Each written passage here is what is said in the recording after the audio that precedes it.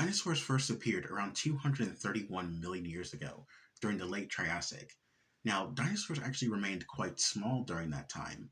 They weren't even the dominant predators. Dominant predators during the Triassic period were mostly animals like large amphibians like metaposaurs and large crocodilian like animals like rauisuchians and phytosaurs.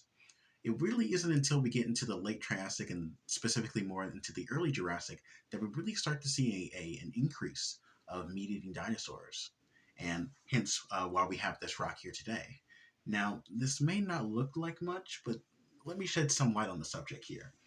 So you have one, you have two, and then you have three. These are three toes. So this is actually a footprint from a large meat eating dinosaur. We think that this was probably made by an animal called Dilophosaurus, which kind of looked like this.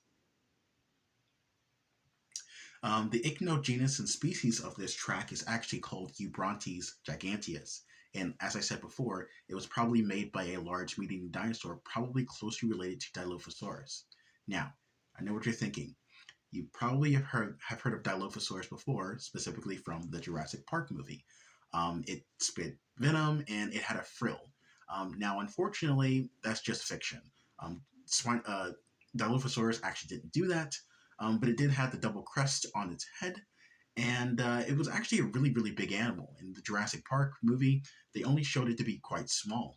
This was about a 20-foot long animal, a really, really big dinosaur. And this would have towered Nindri and probably wouldn't be able to fit in the Jeep that Nindri was in the Jurassic Park movie. This was actually discovered in the Connecticut River Valley in Connecticut, and this is actually the state fossil of Connecticut. This was actually described by a paleontologist, Edward Hitchcock, and he actually described it, or these tracks being from large birds.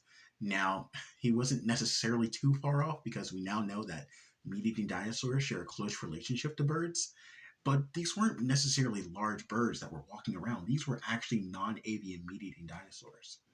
This kind of lets you know that during the early Jurassic, dinosaurs, specifically large theropods, really started to increase in size.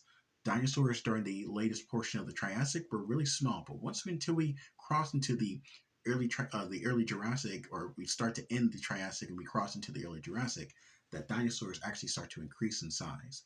And this is what we actually have here: a large meat-eating dinosaur track, Eubrontes giganteus.